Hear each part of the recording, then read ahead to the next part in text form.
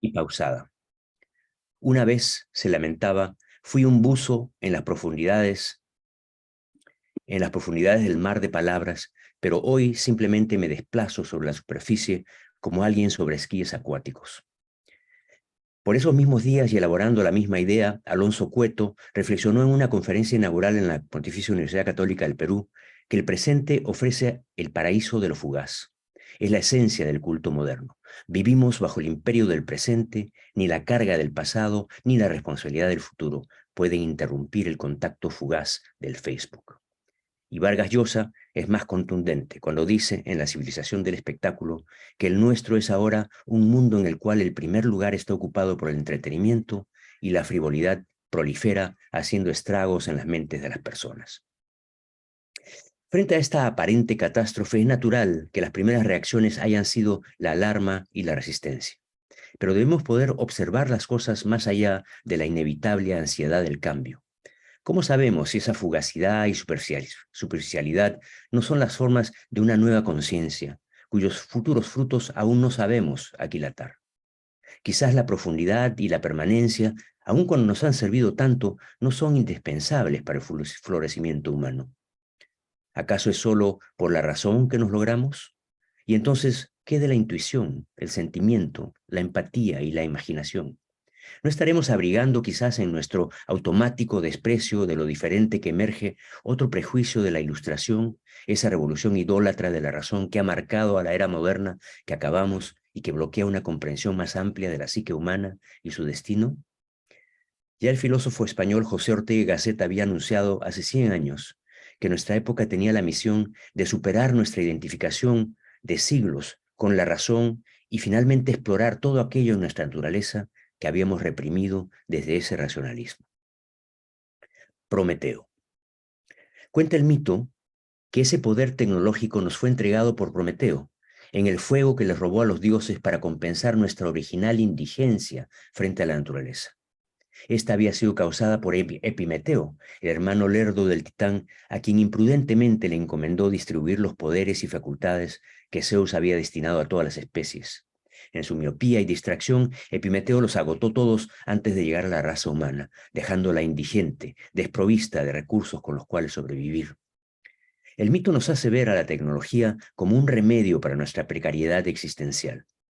Y efectivamente ha transformado al desvalido Homo sapiens en un verdadero gigante sobre el planeta. La tecnología literalmente ha ampliado su naturaleza y extendido sus límites. La rueda, el avión, la televisión, la telecomunicación y las redes virtuales son el tipo de herramientas e instrumentos técnicos que hemos inventado, o mejor dicho, son las prótesis que hemos crecido y nos han servido para extender nuestro cuerpo e incluso nuestra propia conciencia más allá de los confines de nuestro tiempo y espacio.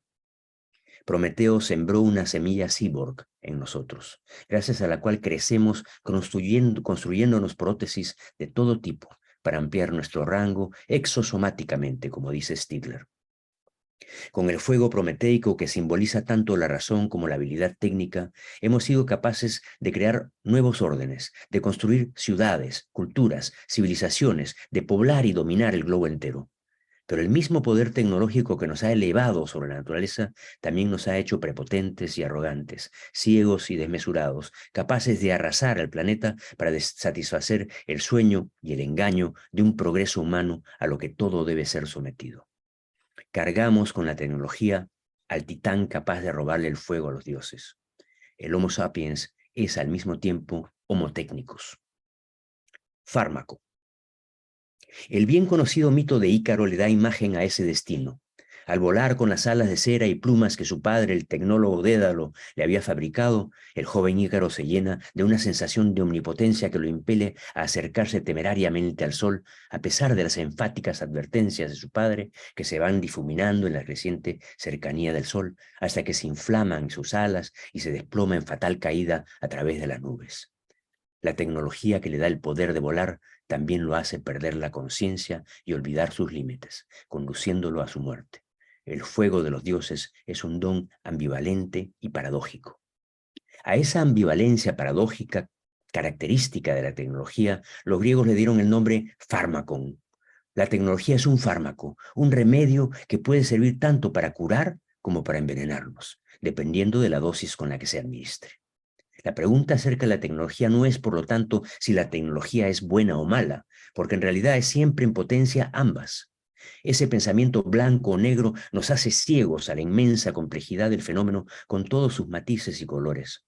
Lejos de ser un problema que resolver, la condición farmacológica de la tecnología, su irreductible ambivalencia, es algo con lo cual es necesario aprender a vivir para poder gozar de su poder sin que se vuelva tóxico. Y esto es necesario decirlo a todo nivel, individual como social y colectivo. Por eso es que las preguntas que nos plantea la tecnología son urgentes siempre, sobre todo en una época como la nuestra, cuando avanza ya a la velocidad de la luz.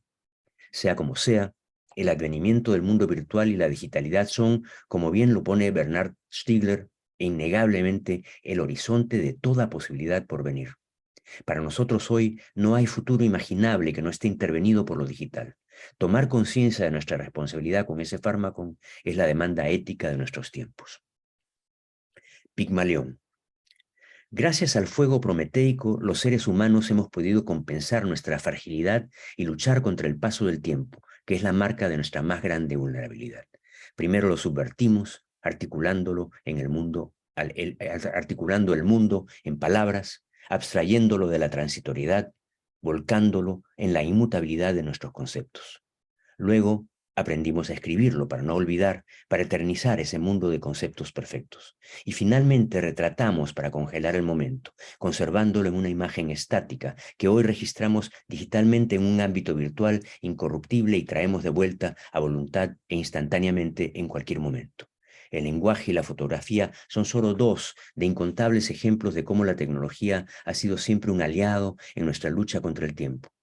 Ha sido una forma de gestionar la pérdida, el duelo y el olvido implícitas en nuestra mortalidad. Pigmalión, el célebre escultor del mito, juró jamás casarse con mujer mortal alguna por ser imperfecta, pero dedicó su vida a esculpir la imagen de la mujer perfecta. Podríamos decir que el primer impulso de la tecnología es el mismo que el del legendario escultor, el de perfeccionar al mundo mutable e incierto, fabricándonos uno más confiable y permanente, simplificando la complejidad de la existencia sensible mediante la inteligencia de nuestros inventos. La tecnología siempre nos ha permitido sustituir el mundo inhóspito e imperfecto por algo más adaptado a nuestros deseos e ideales.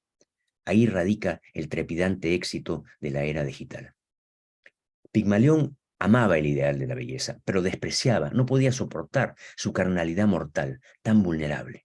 Recreando al objeto de su deseo mediante su arte, creyó protegerse de su contagiosa mortalidad, pero se enamora de la perfección del artificio, el cual, frígido como una piedra, es incapaz de responder. La misma estatua que supuestamente lo protegía, lo arroja ahora a la vulnerabilidad que pretendía evitar.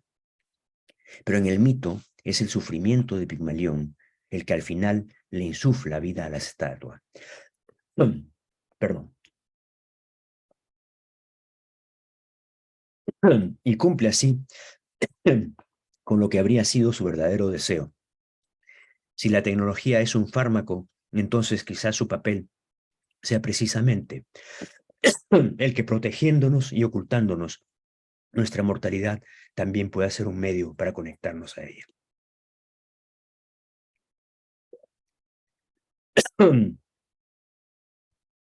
Segunda parte, virtualidad. Disculpen, la historia de la tecnología se ha definido discutiblemente por el desconocimiento sistemático e instintivo de la mortalidad. Cada vez hemos ido haciendo de la realidad que ella nos permite modular algo más abstracto, menos concreto. Willem Flusser dice que el desarrollo de la tecnología de la comunicación no es sino una huida cada vez más evidente de lo concreto, un proceso que, en su abstracción creciente, le ha permitido al sujeto humano desentenderse de la experiencia sensible, avanzando hacia formas cada vez más abstractas, controlables, medibles, cuantificables, de configuración y constitución de la realidad.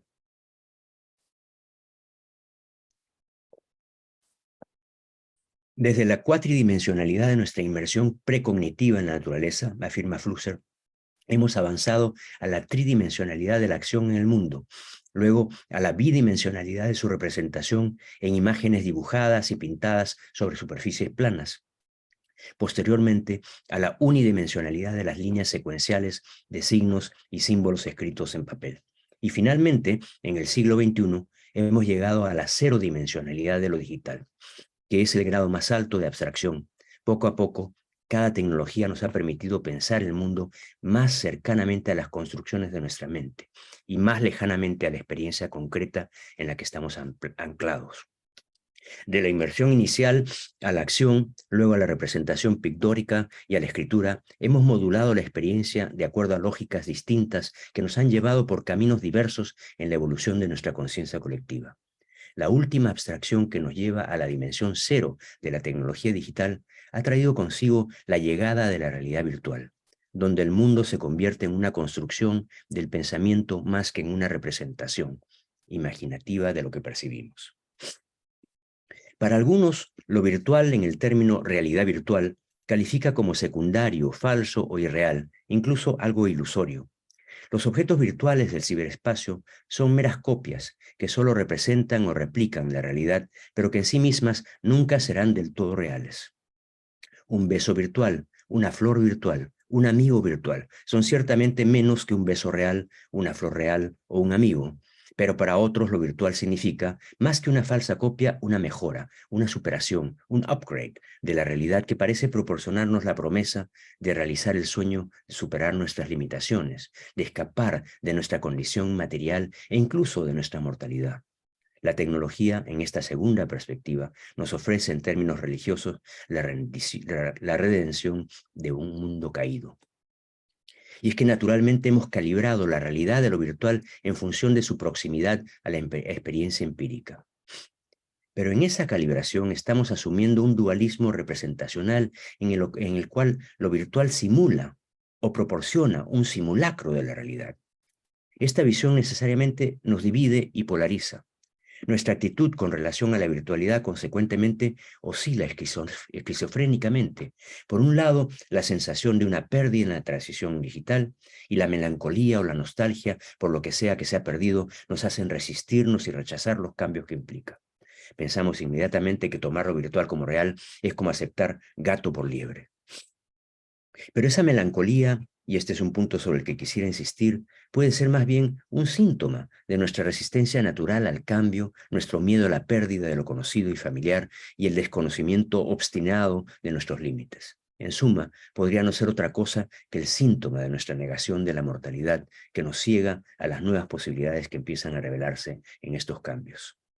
Ambas posturas dependen de un presupuesto dualista, en el que vemos lo real y lo virtual como formas inmutables e inalienables.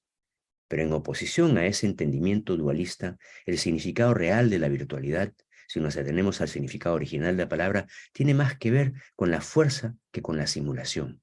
Virtual deriva de la palabra latina virtus, que significa fuerza o potencia, por lo que su significado primario es potencialidad. Como dice Brian Massumi, lo virtual se refiere a la potencia en lo que es, en virtud de lo cual llega a ser realmente. Connota una fuerza de existencia, la presión de lo próximo, de lo que viene a pasar. Lo virtual pertenece al poder de ser, presionando, pasando, eventuando en formas siempre nuevas, en una cabalgata de emergencias. Lo virtual en ese sentido no se refiere a una simulación de la realidad, sino a la dimensión de posibilidad inherente a toda realidad. El simulacro virtual no es principalmente una copia, sino la emergencia de algo completamente nuevo que puede estar oculto tras la semejanza con aquello de lo que surge. Lo virtual, esa potencialidad de la existencia de la que pueden emerger nuevas posibilidades, se hace accesible al ser humano gracias a su capacidad de articular su experiencia en palabras, de elevar o levantar, por así decirlo, el mundo empírico a dimensión abstracta de los conceptos y las imágenes. Podríamos llamar a ese ámbito que se abre la virtualidad humana, que no es sino un espacio mental en el que somos capaces de pensar, imaginar y fantasear, inventar el mundo a partir de esa dimensión de posibilidad atemporal e inmutable que nuestras palabras abren ante nosotros. En ese sentido, el lenguaje es nuestra primera tecnología, pues modula la potencia de las cosas, constituyéndolas en las formas que nuestros conceptos le dan a la experiencia.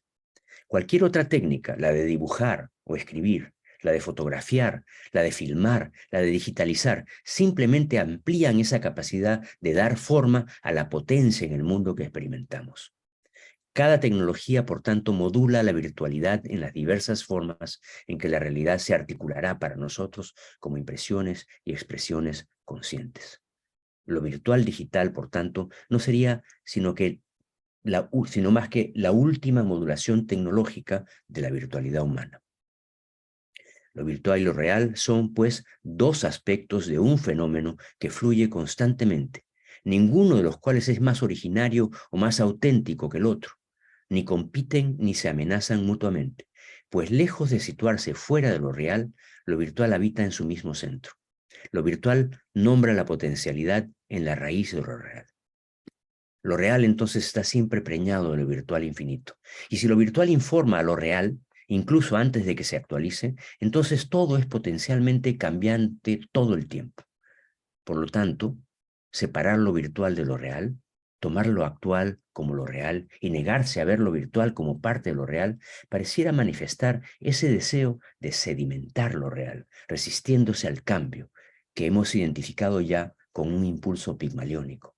Desde esta perspectiva, lejos de vincular la realidad a la permanencia y a la inmutabilidad, como lo ha hecho nuestra tradición occidental por 2000 años, con esta visión no dualista de lo virtual, estamos imaginando un mundo en transformación continua, donde la realidad es un flujo inexorable de lo potencial y lo real que abre espacio para el reconocimiento y la integración del devenir en nuestra relación con el mundo y la experiencia.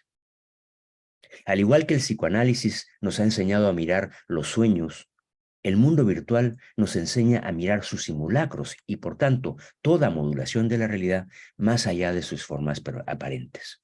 A pesar de nuestro primer impulso de equiparar, por ejemplo, la imagen de mi padre en un sueño con mi padre, al trabajar con el sueño pronto se hace evidente que esta apariencia exterior esconde una diferencia. La imagen en el sueño tiene una autonomía propia que rompe con su origen referencial y aparece como un producto espontáneo de la imaginación. Pero lo que lo virtual revela nos es familiar no solo en los sueños, sino en las propias operaciones de la memoria y de la fantasía, donde lo nuestro recuerdo está siempre afectado por las experiencias que hemos tenido en el interín después del evento que recordamos y las circunstancias presentes que son a su vez atravesadas por tantas otras líneas de fuerza en su imparable movimiento. Los recuerdos y las imágenes psíquicas también nunca son unidades estáticas, sino una bandada de diferencias y diferenciales permanentemente tocados por lo que percibimos y experimentamos, y así transformados en lo que son ahora, donde ahora es lo que los filósofos llaman un indexical, siempre referido a este momento presente y a sus incesantes mutaciones actuales. Lo importante aquí es reconocer que detrás de nuestras percepciones estables está la multiplicidad vital siempre cambiante de lo sensible. Es a partir de las constelaciones de diferentes intensidades que circulan libremente bajo nuestra conciencia que las percepciones claras acabarán emergiendo en la conciencia. Lo que normalmente percibimos son, de hecho, percepciones que resultan, como escribe Andrew Murphy, de una operación diferencial en el umbral de la percepción, que consteliza nuestras percepciones sin forma o difusas en algo visible. Tercera sección, la danza. Entonces, recapitulando, cada tecnología nos extiende y modula las posibilidades de nuestra especie en nuevas configuraciones, con las que vamos evolucionando a través de las épocas. Ese ámbito de posibilidades que se abren ante nuestra conciencia es la virtualidad humana. Y la virtualidad digital no es sino la más reciente modulación tecnológica de esa virtualidad humana, presente en las infinitas posibilidades que se nos abren en la mente, más allá de la experiencia presente. Con cada nueva tecnología, esas potencialidades de existencia se modulan diferentemente, subvirtiendo esquemas anteriores y transformando al mundo humano en nuevas actualizaciones de su virtualidad. Quisiera imaginar la dinámica que aparece con la tecnología como una danza entre la memoria que detiene el tiempo preservándolo en palabras e imágenes, por un lado, y por el otro, el flujo indetenible de apariencias que es nuestra existencia. Una danza, en otras palabras, entre Mnemosine, la diosa de la memoria, y Proteo, el volátil dios del mar, de quien se dice que mutaba su forma constantemente para pasar desapercibido y no tener que vaticinar el futuro. Cuando Platón advierte en el Fedro que aunque la invención de la escritura extendía nuestro conocimiento, también amenazaba con eliminar la integración vivencial de la experiencia que transforma la mera información en sabiduría y conocimiento, estaba apuntando, claro, al carácter farmacológico de la tecnología, es decir, a su potencialidad tanto de remedio como de veneno. Pero además estaba señalando que solo la armónica danza entre Mnemosine y Proteo previene que el fármaco se vuelva tóxico. Debemos aprender a jugar entre nuestro impulso por controlar, poseer y homogenizar para asumir también la irreductible mutabilidad de la experiencia temporal. Esa danza paradójica está al centro de toda tecnología y en realidad de la vida humana misma. A pesar del justificado temor platónico por la amenaza tóxica de la nueva invención, al final la escritura, en el transcurrir de la historia, remoduló y terminó ampliando las formas mediante las cuales ella misma se vuelve, por el contrario, un medio de profunda reflexión. Lo que Platón llamaba el trabajo de la memoria, esa labor de metabolización de la experiencia, es intensificado en las nuevas modulaciones del pensamiento que hace posible la palabra escrita, la novela, la poesía, sobre todo a partir de la invención de la imprenta. Es en esa renovada danza entre Mnemosine y Proteo que ocurre a partir de la Ilustración hace 400 años que se forja la conciencia de nuestra época, aquella que está siendo subvertida en la nueva era digital. Igual como la escritura transformó la pérdida que Platón veía en la escritura, estamos viviendo ahora con la digitalidad una remodulación semejante en nuestra conciencia contemporánea. Se hace necesario reconocer los cambios constitutivos que están ocurriendo en nuestras formas de pensar para poder asumir una actitud y postura frente al mundo más ajustada a la realidad. Esta es una tarea que se empieza a inscribir en el discurso público y en la academia ya se inscribe dentro de la reflexión de lo que llamamos lo posthumano.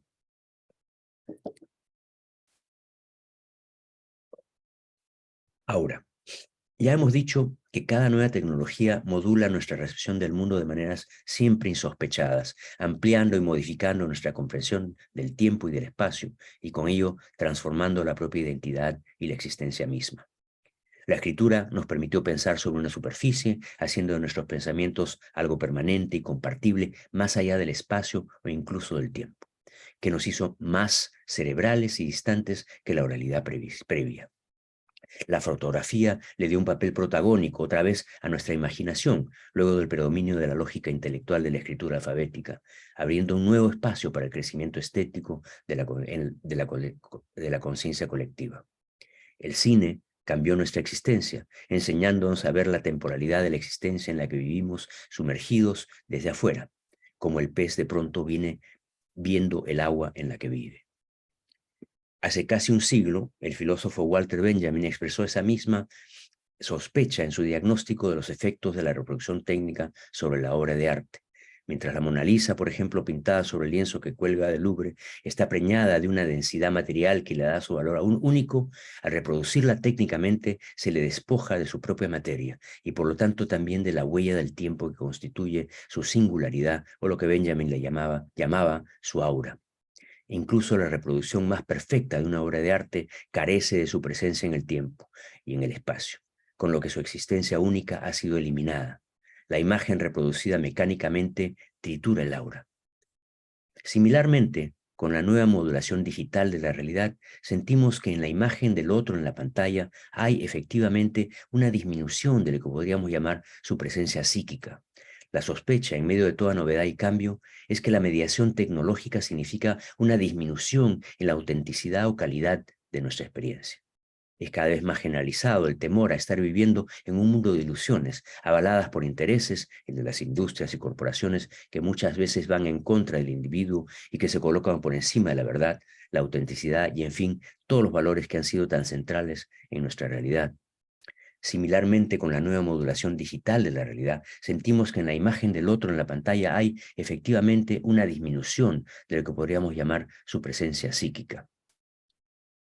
Cuerpos luminosos. extendidos tecnológicamente ya no solo en nuestro pensamiento sobre el papel escrito como en otras épocas, sino ahora en el siglo XXI en nuestra propia presencia digitalizada en las pantallas en la forma de píxeles y rayos de luz, debemos preguntarnos cómo se traduce este nuevo avance tecnológico en lo que respecta a nuestra propia identidad, a la identidad como concepto y en nuestra relación con los demás. ¿Qué sentido tiene esa sospecha expresada por Benjamin con respecto a la obra de arte para nuestra presencia psíquica en la pantalla? ¿Hay una pérdida de aura? ¿Qué quiere decir si la hay? Pensemos primero sobre cómo la digitalización de nuestra presencia física trastoca las categorías de la experiencia a la que hemos estado acostumbrados y nos obliga a una reconceptualización de la presencia y sus sentidos. Nuestros cuerpos están extendidos ahora en las pantallas, en la forma de píxeles y rayos de luz convertidos todos en cuerpos luminosos, alucinantes por la forma como trastornan nuestras nociones y expectativas de espacio y nuestra misma experiencia del tiempo. Por ejemplo, ahora podemos interactuar de manera inmediata con otra persona sin estar ocupando el mismo lugar en el espacio-tiempo material. Es más, para nuestros cuerpos virtuales, en nuestro contacto y comunicación con el otro, las distancias físicas ahora ya no existen. Podemos estar juntos en un espacio virtual como lo estamos ahora, mientras que seguimos simultáneamente ocupando otro espacio aparte, el espacio de mi cuerpo físico. La ubicuidad es ahora posible. Podemos así multiplicarnos topográficamente, estar presente yo, por ejemplo, aquí en este espacio físico en Eslovenia, pero al mismo tiempo con nuestra audiencia virtual al otro lado de la pantalla y en cualquier otro lugar del mundo. Pero en esta multiplicación topográfica no participamos en absoluto del mundo en el que otro se encuentra físicamente, excepto quizás a través de las imágenes virtuales por las que se filtra mi mundo empírico a sus pantallas y viceversa. El espacio virtual que compartimos es radicalmente otro e independiente de nuestros particulares espacios personales. Si es afectado de alguna manera, lo es solo oblicua y fragmentariamente. El espacio se ha extendido y nuestra experiencia lo comprueba constantemente. Vivimos ahora pisando la línea de diferencia entre lo virtual y lo físico, tanto ahí como aquí, pero también en ninguna parte. Nuestras palabras tienen que estirarse para poder expresar estas paradojas, estas nuevas modulaciones de la posibilidad humana que vivimos con la virtualidad digital. Y el tiempo, a su vez, es también subvertido. Si pensamos la temporalidad que cada uno de nosotros vive cotidianamente como procesos de tiempo discretos, podemos decir que con la virtualidad por primera vez podemos vivir más de un proceso de tiempo a la vez. En la pantalla compartimos con el otro un proceso de tiempo que constituimos juntos, paralelo al que estamos viviendo en el espacio empírico, cada uno independientemente. Vivimos divididos en un laberinto de tiempos borgianos que antes no habíamos podido sino imaginar y ahora vivimos y experimentamos constantemente. Todas estas nuevas experiencias quiebran la solidez de nuestros presupuestos y perspectivas tradicionales, amenazando los paradigmas que han regido nuestra experiencia hasta ahora y exigiéndonos otras formas de percepción y entendimiento. Es tal vez por eso, como una suerte de defensa refleja, que le damos una preeminencia incuestionada al tiempo-proceso empírico de cada uno por sobre el tiempo-proceso virtual. En la comunicación presencial, las súbitas interrupciones y rupturas son generalmente inaceptables y uno arriesga la ofensa o la mala interpretación al ignorar o contravenir las reglas implícitas de atención y respeto mutuo en la presencia del otro. Pero esa peculiaridad es algo que consideramos una aberración en la virtual, aunque no es sino la evidencia de que comienzan a regir otras importancias en nuestras vidas digitales, que hacen obsoletas a las jerarquías establecidas por el paradigma tradicional, que ahora se desmoronan y pierden vigencia ante ante esta especie de nuevo Babel. En estas subversiones del tiempo y del espacio, la digitalidad nos obliga a romper con nuestra habitual enmarque y a prestarle atención a las circunstancias de acuerdo a sus propias exigencias, a medida que aparecen demandando una apertura a lo imprevisto y lo desconocido. Nos obliga a adaptarnos, cual proteos, a todo cambio, a fin de atenernos a lo que está ocurriendo en la danza del presente, renunciando a prever el futuro. Lo que se hace evidente en esa tan natural jerarquía de importancias que pretende subordinar el tiempo-proceso compartido con el otro en la virtualidad al tiempo-proceso de nuestra existencia física, es el rechazo visceral a lo que vemos como una pérdida en lo virtual, que no estamos dispuestos a aceptar. Aunque nos parece totalmente razonable considerar lo virtual como algo secundario a lo físico, menos real que la realidad, no solo es que empieza a no cuadrar esa jerarquía con la realidad que estamos viviendo, cada vez más híbrida, sino que Además, nos cegamos al hecho de que, como hemos visto, no están en competencia lo real y lo virtual, sino que la realidad se ha ampliado en nuestra conciencia con la dimensión virtual al haberse actualizado esta en el espacio digital. Es sobre una conciencia de la naturaleza de esa ampliación en nuestra vida digital que debemos reformular nuestro cuestionamiento acerca de lo que significa la virtualización de la presencia y la interacción con el otro. Y es que en la imagen digital de la persona sobre la pantalla digital no captamos, como así lo hacemos en la presencialidad empírica, la vibración física del cuerpo del otro que se nos hace presente en el olfato y el tacto, no solo a través de la vista y el oído. En la pantalla, esos datos han sido modulados, virtualizados digitalmente, por lo que ya no sabemos qué contar como evidencia de la singularidad de ese cuerpo.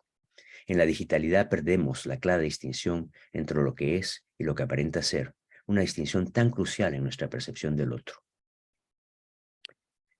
Pérdida o transformación. Nos es muy fácil pensar en una pérdida de realidad en la pantalla virtual, pero ¿estamos acaso claros en lo que estamos pensando? ¿Empezamos a vivir una realidad empobrecida, una pérdida de autenticidad, como lo sugería la pérdida del aura de Benjamin en la reproducción de la obra de arte? ¿Cuál es el valor efectivo correspondiente de esa sospecha para la era digital?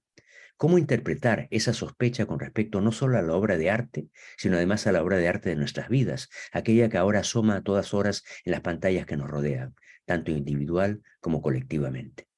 ¿Hay efectivamente una pérdida en la profundidad o autenticidad de nuestra relación, una distorsión, una disminución de realidad en la realidad? Pero tal vez esa realidad de la que sentimos una pérdida no sea sino una sedimentación, una imagen dogmática a la que estamos acostumbrados que nos impide ver la más rica realidad que nos muestra la digitalidad. Quizás más bien que como pérdida deberíamos ver estas extensiones como puentes o medios a través de los cuales aprender a ver una realidad que sobrepasa nuestra imaginación y expectativas. Tal vez sea mejor o menos riesgoso plantearnos la pregunta en términos de una revolución, donde lo que nos preocupe no sea cómo recuperar lo perdido, sino cómo encontrar los nuevos criterios a partir de los cuales podamos ver que esa pérdida no tiene ni la importancia ni el sentido que estamos lamentando, y que más bien nuestra obsesión con ella nos ciega a las nuevas posibilidades que se abren en la extensión digital. Tal vez en nuestras vidas ya casi enteramente atravesadas por la virtualidad, esas pérdidas adquieren otros sentidos de lo que significaban en la realidad predigital. Y quizás sea eso lo que debemos aprender a leer, a detectar, a discernir.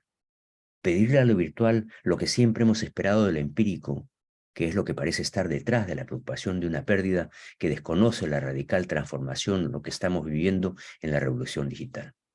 Tal vez sea otra suma la que debemos efectuar en nuestra interacción con la presencia virtual de la que hemos aprendido a realizar en nuestra realidad predigital. Una semejante reflexión es la que puede propiciar también el fenómeno de la posverdad, que desde una perspectiva tradicional significa una hecatombe, pero que desde otra perspectiva puede simplemente ser la abrupta irrupción de nuevos elementos que constituirán otro paradigma, aún por venir, de la comunicación y la coexistencia. En todo caso, sería algo más complejo que la mera devaluación de la verdad. Quizás sea además un nuevo fenómeno que pone en cuestión precisamente el presupuesto moral que hace de la verdad un valor indispensable y de su pérdida una catástrofe. Imagen. Cada vez que surge una nueva significación desde dentro de las constelaciones previas que se han convertido en significados sedimentados en nuestra percepción habitual, surge una imagen. Ella surge de la danza de invisibilidades y significaciones repentinas, diferencias y relaciones en el umbral de la conciencia que se constelan para crear nuevas percepciones claras. Pero la imagen así concebida no es el objeto estático que percibimos, que de alguna manera refleja o duplica otra cosa. La imagen no es una representación de otra cosa, es una emergencia, una operación, un campo animado donde lo que antes era invisible irrumpe en la visibilidad, donde lo no dicho se convierte en un enunciado. El sentido y la realidad de la imagen se determinan desde su propio acontecer y no por ningún modelo o criterio externo. Los diferenciales entrelazan los opuestos en un espacio psíquico y físico rizomático, y las imágenes producidas no se parecen a nada más que a sí mismas en su propio movimiento.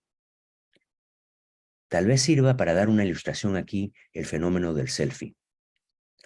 El impulso pigmaliónico se manifiesta en esa compulsión contemporánea de fotografiarnos constantemente, esa necesidad innata del ser humano de registrar y hacer permanente su existencia efímera. En esa epidemia de autoexpresión y exhibicionismo que se evidencia en ese fenómeno, presenciamos una fiebre colectiva de la revuelta contra la impermanencia que ha motivado la tecnología desde el principio y que la digitalidad lleva a su extremo. Al contrario del retrato de Dorian Gray, que mostraba el paso del tiempo y los estragos de la vida que lo estaban consumiendo, nuestros selfies más bien exhiben una imagen propia bien maquillada, deliberadamente posada y casi perfecta de nosotros. Efectivamente, en su repetición estática y estéril, nos da la ilusión de algo inmutable que alimenta nuestro narcisismo. Pero como todo fármaco, esa toxicidad que le atribuimos al selfie también tiene una dimensión curativa. Al mismo tiempo que nos encierra en nuestra burbuja, ensimismados en nuestra representación, pareciera también poder mostrarnos el vacío flagrante que está en el centro de toda representación. Y es que en su repetición obsesiva y narcisista, cada selfie acaba demostrando que, por muchas fotos que publique de mí mismo, nunca soy del todo esa representación, ni esa representación, ni ninguna otra. El amor narcisista tan denigrado en el fenómeno del selfie, esa necesidad de registrar cada momento de lo que uno vive, podría estar buscando secretamente superar la representación, precisamente en la sobresaturación de representaciones. Superar la representación precisamente en la sobresaturación de representaciones. En la constante repetición de lo mismo, la identidad se vuelve tan solo un fugaz destello, un mero juego de luz en la superficie del río del tiempo, en el que, según Heráclito, no podríamos entrar dos veces. Si pelamos la cebolla de nuestra identidad digital, lo que nos queda es el bostezo abismal del que emerge el yo, lo digital, la tecnología, en tanto paradójica modulación de nuestra relación con el devenir y el cambio constante de la existencia, puede estar ayudándonos a lidiar con ese fluir, a vivir con la falta de ningún fundamento fijo, con lo que, según Francisco Varela, la mente oriental, en la sabiduría sagrada del Sunyata, identifica como el vacío detrás de toda representación. Podría en realidad estar sentando, en otras palabras, las bases para una visión completamente distinta de lo que ha regido en Occidente. Muchas gracias por su atención y que tengan unas excelentes jornadas.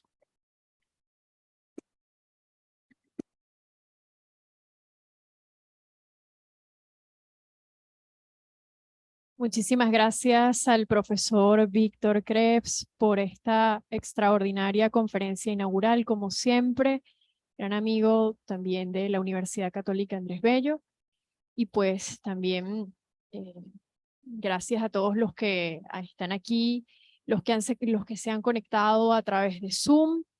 Ya entonces damos la clausura de este acto y lo vamos a hacer de la siguiente manera. Vamos a tener un brindis en el espacio ubicado detrás del auditorio Padre Sucre, ¿sí? Los muchachos de protocolo van a estar entonces dándoles las indicaciones en la entrada aquí del auditorio para que se dirijan entonces hacia allá, que bueno, vamos a tener entonces un pequeño agasajo para brindar por el inicio de nuestro congreso. Muchísimas gracias, gracias a las autoridades de la Universidad Católica Andrés Bello, gracias a los invitados especiales, profesores, amigos, y bueno, bienvenidos nuevamente. Muchísimas gracias a todos.